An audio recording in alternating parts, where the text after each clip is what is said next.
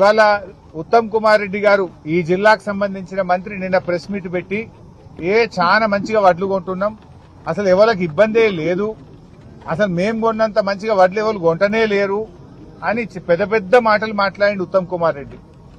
అయ్యా ఉత్తమ్ కుమార్ రెడ్డి, నేను ఎక్కడి నుంచో మాట్లాడతలేను, హైదరాబాద్ లో ఏసీ రూమ్ లో కూర్చొని నీ లెక్క మాట్లాడతలేను. నీ జిల్లాలో చౌటుప్పల్ మార్కెట్ లో రైతుల మధ్య రైతులను పక్కన పెట్టుకొని మాట్లాడుతున్నా.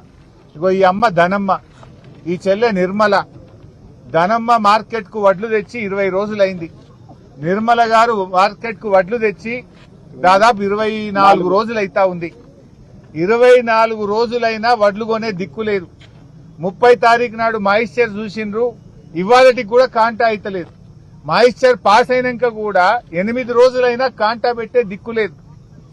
అంటే రైతులు 20 రోజుల నుంచి 30 రోజులు మార్కెట్ లో పడిగాపులు కాస్తా ఉన్నారు. 44 డిగ్రీల ఎండకు మాడిపోతా ఉన్నారు, పిట్టల్లాగా రాలిపోతా ఉన్నారు. నీ ప్రభుత్వం యొక్క చేతగాంతనం వల్ల ఇలా రైతులు చాలా కష్టాలు పడుతున్నటువంటి పరిస్థితి వచ్చింది. అంటే వడ్లమ్ముకోవడానికి నెల రోజులు పడిగాపులు కాస్తే తప్ప వడ్లమ్ముకునే పరిస్థితి లేదు.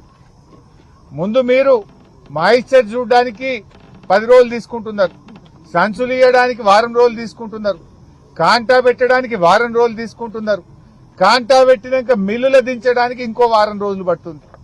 ఆ మిల్లు దగ్గరికి పోయిన తర్వాత కూడా మీకు తాలుందని చెప్పి మిల్లులు 8 సంచులు, 4 సంచులు, 5 సంచులు లారీకి కటింగ్ పెడుతున్నారు. ఈడ తరుగు తీస్తున్నారు, ఆడ మిల్లులలో కోత పెడుతున్నారు. అంటే ఏం జరుగుతా ఉంది? మీకు వడ్లు కొనడం చేతనైతలేదా?